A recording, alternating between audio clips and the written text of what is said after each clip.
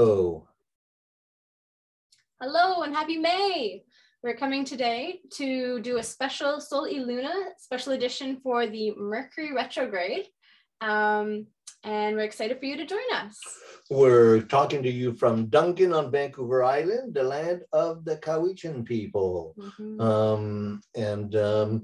Mercury retrograde. How did you feel with the new moon eclipse on Saturday? How did that unfold for you? It turned out beautiful, but it was trying at times. I took some good time to do some writing, self-reflection writing, and that helped a lot. Yeah. Spiritual practice these days is so important. And with all those planets in Pisces, it's like, where is that loving embrace? You know, it's like, whoa, so much tension. Incredible stuff, huh? Mm-hmm. So change. Lots of change brewing and lots of need to really feel contained. So we're going to start with the tent. So on May 10th, 2022, Mercury turns retrograde in Gemini. So Mercury in Gemini, Mercury rules Gemini. It's about communication. So Mercury turning retrograde in Gemini, what does that feel like? Well, it's nice that Mercury is going to enter Gemini, I think, because Mercury is in its happy place in Gemini, but it's like there's going to be what comes to me is that there'll be like a reflection or a review of how we think and how we create and how we analyze information. So that could be very helpful and interesting. At the new moon, Mercury came into Gemini. So it's been in Gemini for some time now. So Mercury here, Mercury retrograde. And then leading to Mercury retrograde on May 10th, we're going to have the conjunction of Uranus and the Sun with the nodal axis. And so that's, and it's right on the ascendant. So the need for evolution with the Sun, the yearly conjunction of the solar masculine, and the need for evolution and revolution in the first house, on the first house cusp there, right as the Sun is rising.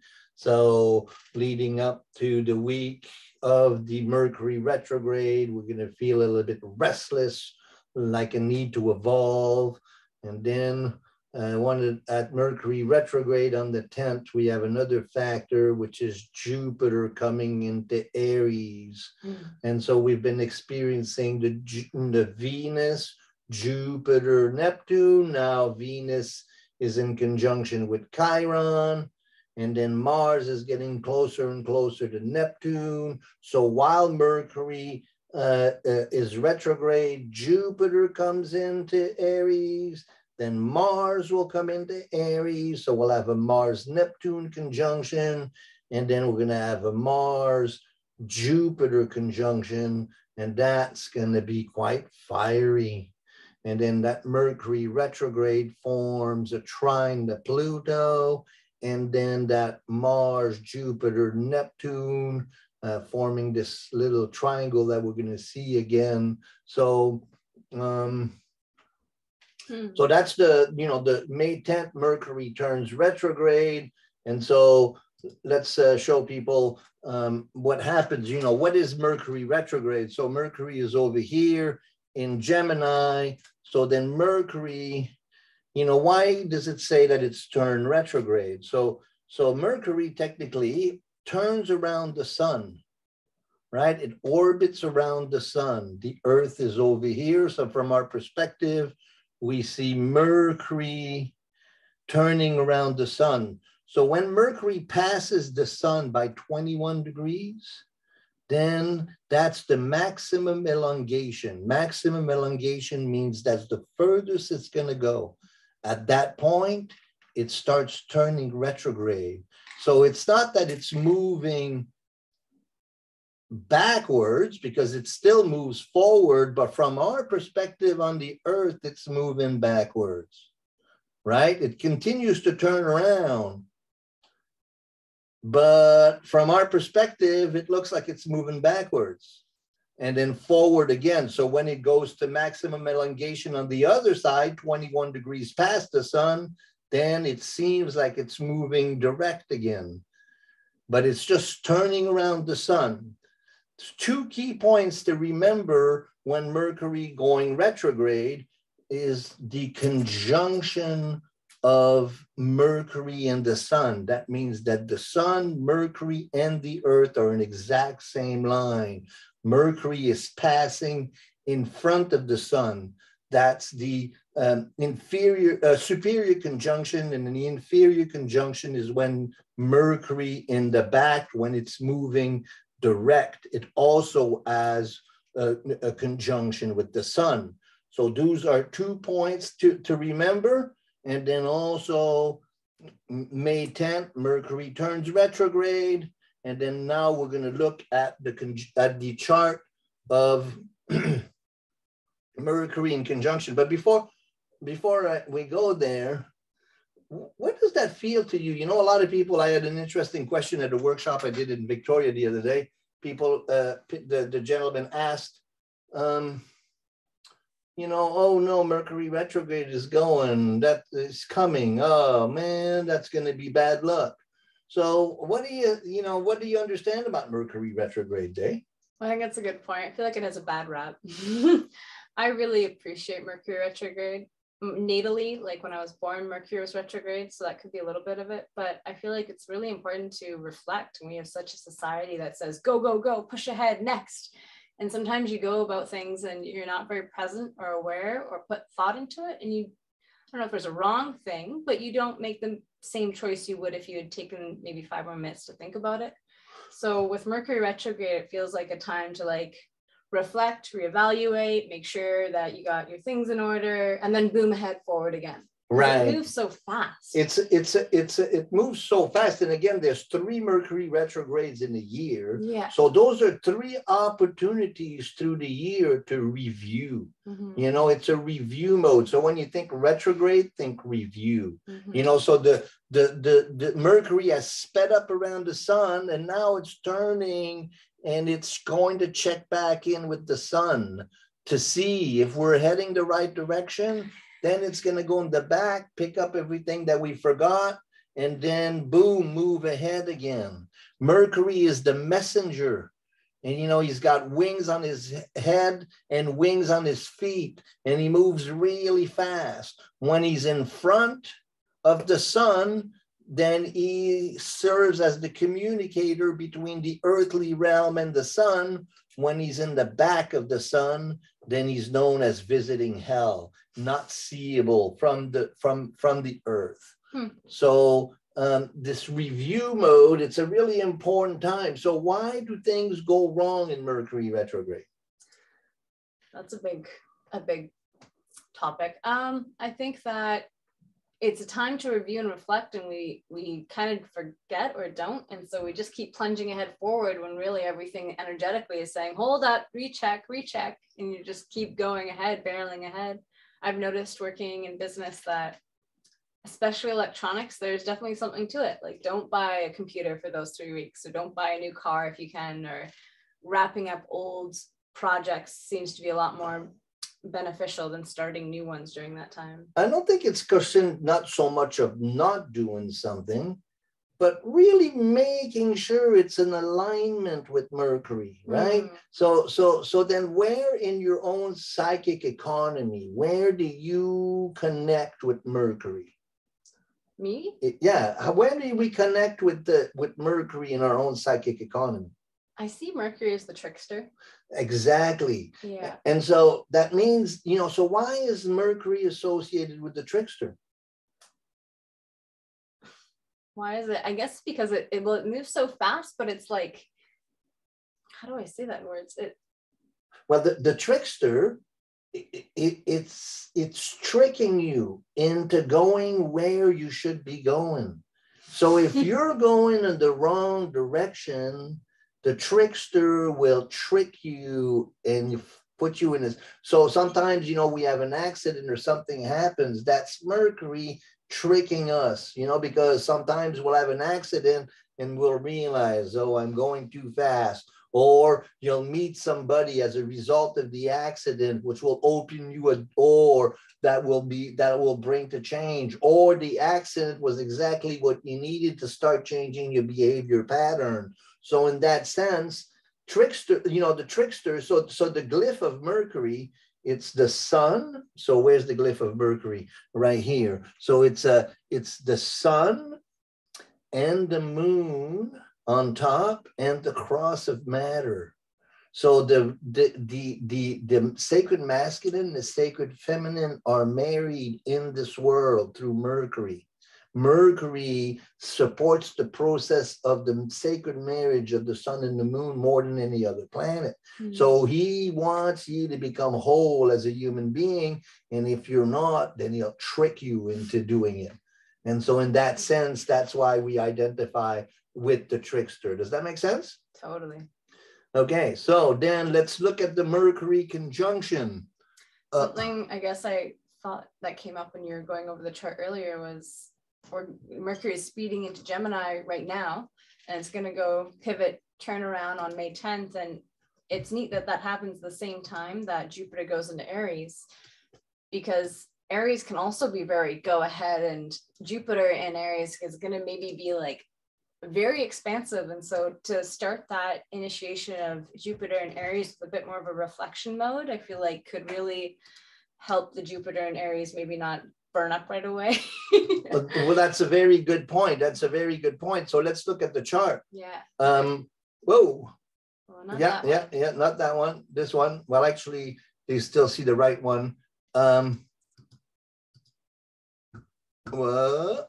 Why does it do that? Okay, well, here we go. So then, do I have, yeah, oh, the June 3rd. I got the wrong one. Sorry about that, you guys. It's the 21st that I'm looking for. So, the conjunction. We're looking for the 21st because, like Martin was saying earlier, that's when Mercury comes all the way back to meet the sun.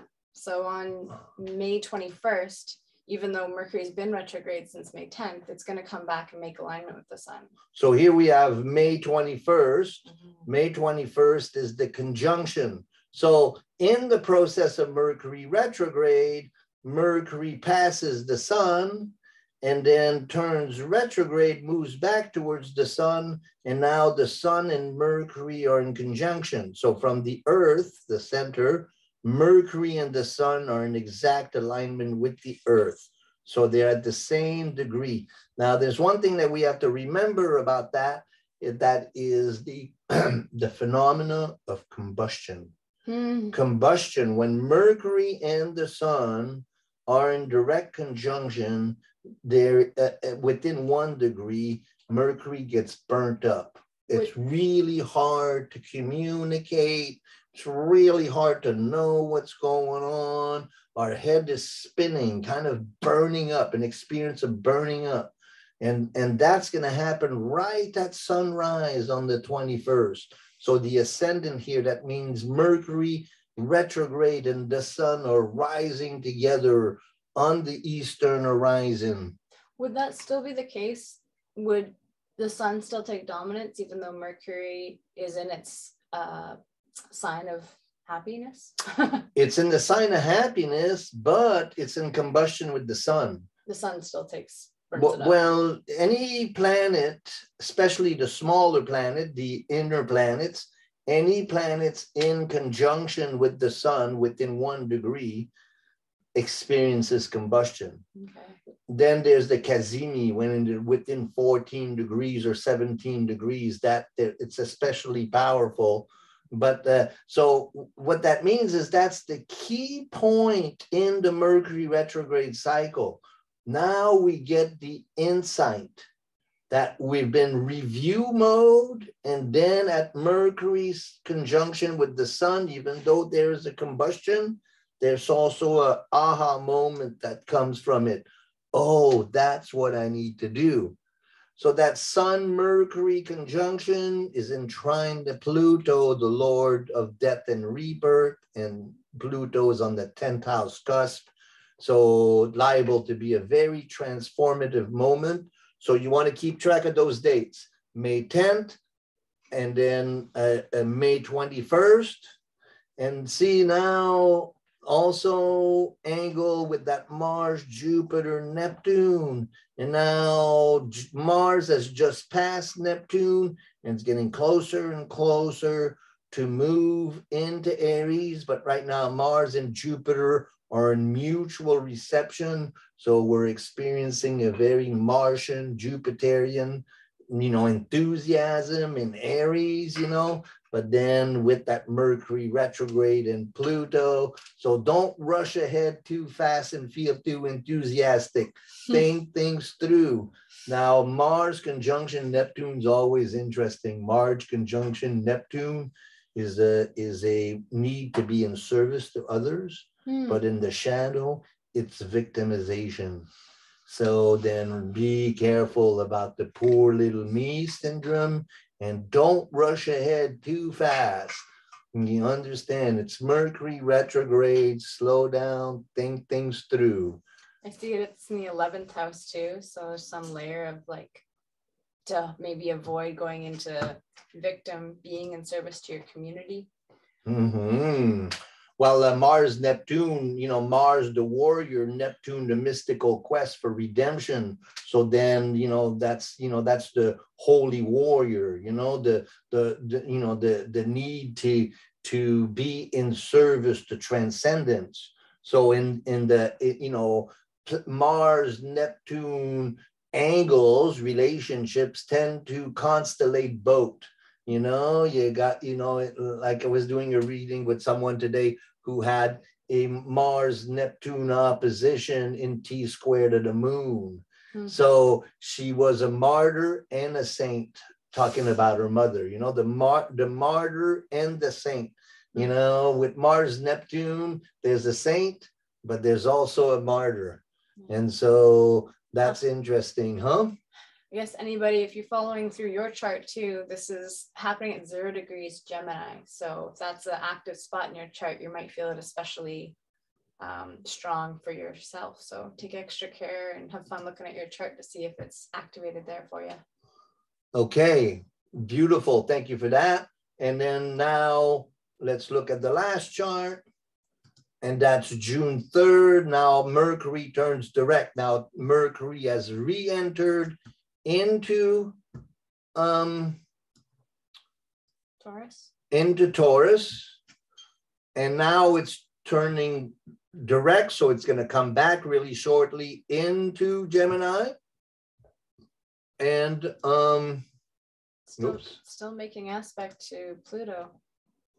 Yeah, throughout the whole time Mercury makes aspect to Pluto, but now we have a Mercury, Neptune, Pluto, Moon, bowl. Yeah, like the sacred container. So Neptune is redemption, Pluto is death and rebirth. Again, Pluto's on the 10th house cusp, and then Mercury in Taurus.